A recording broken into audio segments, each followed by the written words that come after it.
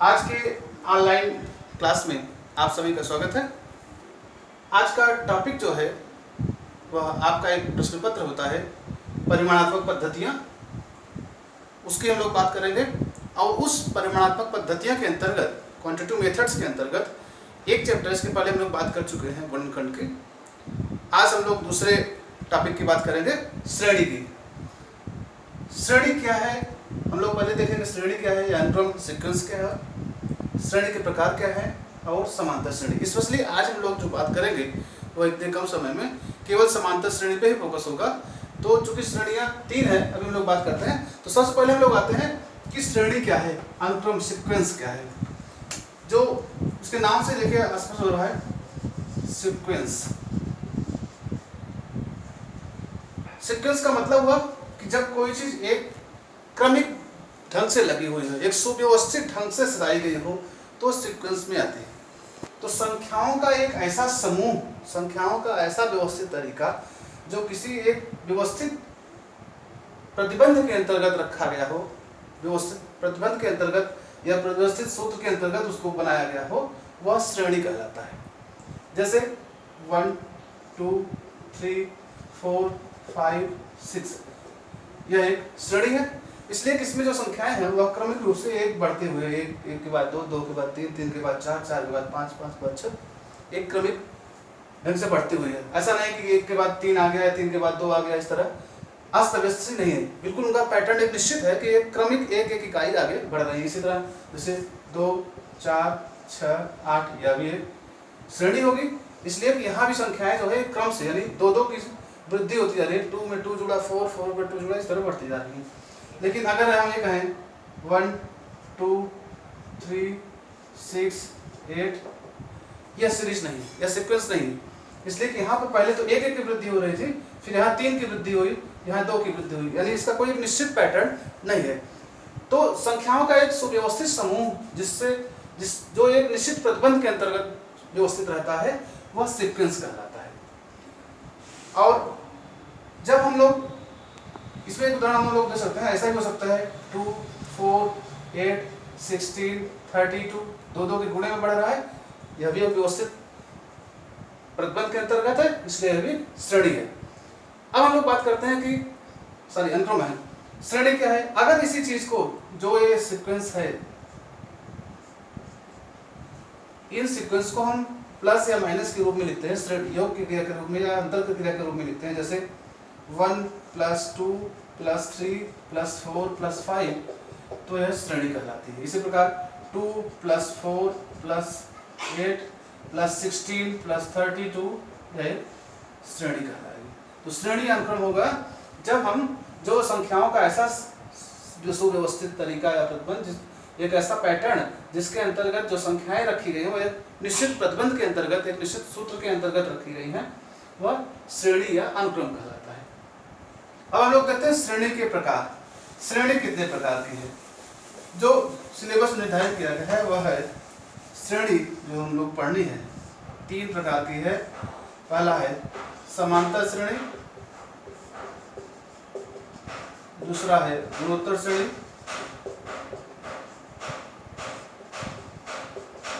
और तीसरा है हरात्मक श्रेणी। अरिथमेटिक प्रोग्रेशन, ज्योमेट्रिक प्रोग्रेशन और हार्मोनिक प्रोग्रेशन, समांतर श्रेणी, गुणोत्तर श्रेणी और हरात्मक श्रेणी। आज हम लोग जो बात करेंगे वह समांतर श्रेणी की बात करेंगे। समांतर श्रेणी में हम लोग 2 चीजों की बात करेंगे जो फार्मूले आएंगे। एक, यनवा पद ज्ञात करने का फार्मूला क्या होगा, और यन पद अगर है तो उनका योगफल का फार्मूला क्या होगा। इन 2 संदर्भों में हम लोग बात करेंगे अभी आगे। अब हम लोग आते हैं, बात करते हैं डिटेल में कि समांतर श्रेणी क्या होती है।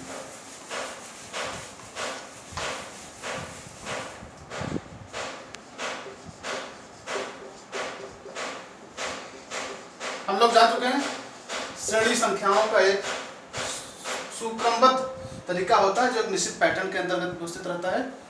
और जब हम लोग उसमें एक विशेष प्रतिबंध देखते हैं कि समांतर, यानी संख्याएं जो हैं वह प्रतिबंध क्या हो, जो व्यवस्थित हुए हैं संख्याएं प्रतिबंध के अंतर्गत बार बार हम लोग कर रहे हैं, तो वह प्रतिबंध क्या है कि बराबर अंतर पे चल रही संख्याएं। जैसे 1 2 1 + 2 + 3 + 4 + 5 ये एक समांतर श्रेणी है, क्योंकि प्रत्येक संख्या 1 1 के बराबर अंतर से बढ़ रही है। 2 + 4 + 6 + 8 + 10 ये एक समांतर श्रेणी है, क्योंकि प्रत्येक संख्या 2 2 के समान अंतर से बढ़ रही है। अब समांतर श्रेणी में हम लोग सबसे मेन महत्वपूर्ण क्या चीज़ देखना है कि समांतर श्रेणी, जो भी श्रेणियाँ अभी आएंगी, हम लोग समांतर श्रेणी की बात कर रहे हैं। पहला पद होगा और एक जो डिफरेंस होगा, कॉमन डिफरेंस सब बराबर होगा। जो पहला पद है उसको हम लोग लिखते हैं ए से। ए मीन्स फर्स्ट टर्म, पहला पद।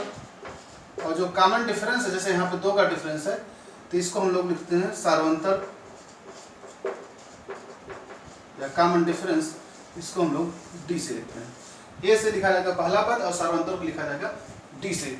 तो समांतर श्रेणी के लिए जो nवां पद का फार्मूला होगा, अगर कोई समांतर श्रेणी दी गई है तो उसका nवां पद का जो फार्मूला होगा वो है Tn, nth टर्म nवां पद बराबर होगा a + n - 1 × d, जहाँ a क्या है, a उस श्रेणी का पहला पद है, n पदों की संख्या है जो पद हमको निकालना है, और d कॉमन डिफरेंस है, सारांतर है।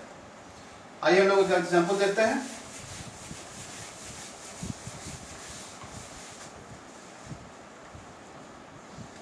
मान लीजिए एक श्रेणी है 2 + 4 + 6 + 8 ... का 15वां पद ज्ञात कीजिए। अभी क्वेश्चन दिया गया है, सॉल्व करने का तरीका क्या होगा। सबसे पहले हम देखेंगे श्रेणी कौन सी है। यह श्रेणी पहला पद 2 है, फिर 2 के विरुद्ध 2 4, फिर 6, फिर 8, यानी एक कॉमन डिफरेंस हो रहा है। इसका मतलब है श्रेणी समांतर श्रेणी है। इसका पहला पद हो गया, अर्थात आप लिखेंगे दी गई श्रेणी समांतर श्रेणी है जिसका पहला पद a = 2 है और कॉमन डिफरेंस d = भी 2 है। दोनों पद घटाएंगे तो पीछे वाले पद में से आगे वाले पद घटाएंगे तो पूर्ववर्ती पद, तो कॉमन डिफरेंस 2 2 का आ रहा है। तो प्रथम पद a = 2 और कॉमन डिफरेंस d = 2 हो गया। तो यहाँ पूछ रहा है कि 15वां पद क्या होगा, T15 = 8। तो फार्मूला हमें लगाएंगे इन पदों का योग का, सॉरी n पद का, Tn = a + n - 1 × d। तो T15 बराबर हो जाएगा a का मतलब 2 + n - 1, n यहाँ पे 15 है, 15 - 1 × d, d का मान कितना है 2। ये हो गया 2 + 15 में से 1 घटेगा, 14 × 2 = 2 + 28 = 30, यानी जो 15वां पद है उसकी वैल्यू हो गई 30। इसी प्रकार इस सवाल इस तरह पूछ सकता है कि मान लीजिए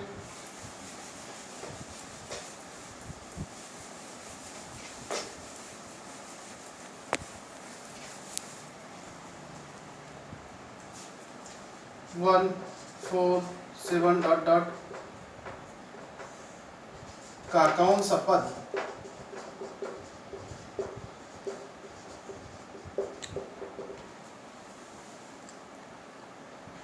होगा। तो अगर एक क्वेश्चन दिया है इस तरह, तो इसमें हम लोग लिख देते हैं, मान लेते हैं कि माना nवां पद जो होगा वह 52 होगा और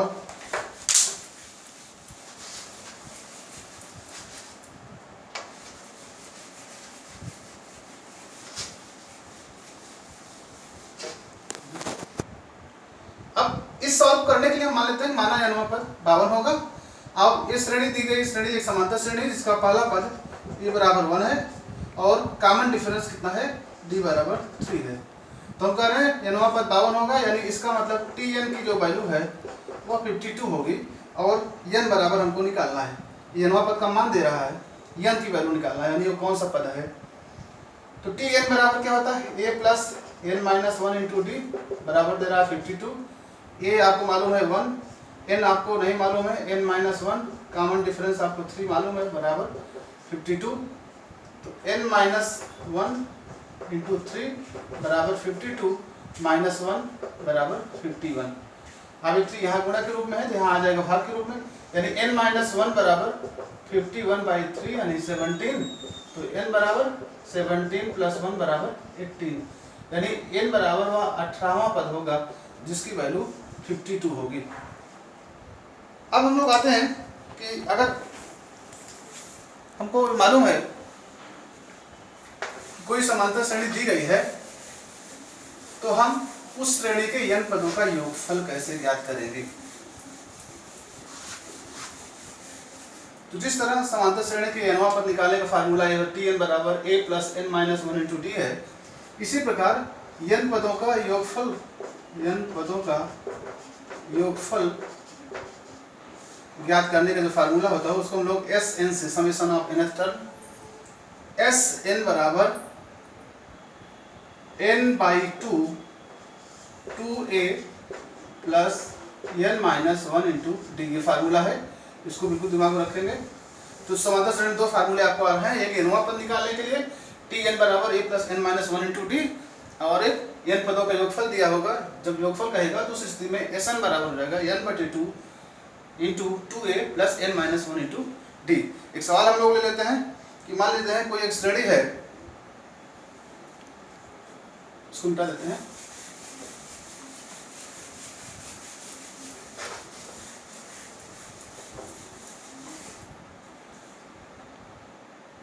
three plus 6 plus 9 plus and so on की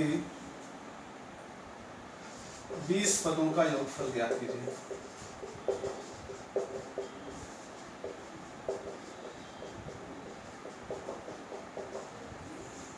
क्वेश्चन है, आंसर हो जाएगा इसका कि सबसे पहले हम लिख देंगे दी गई श्रेणी एक समांतर श्रेणी है जिसका पहला पद a इक्वल टू 3 है और कॉमन डिफरेंस कितना है 3 है, और d इक्वल टू 3, यानी दी गई श्रेणी एक समांतर श्रेणी है जिसका पहला पद a बराबर 3 है और कॉमन डिफरेंस d बराबर 3 है।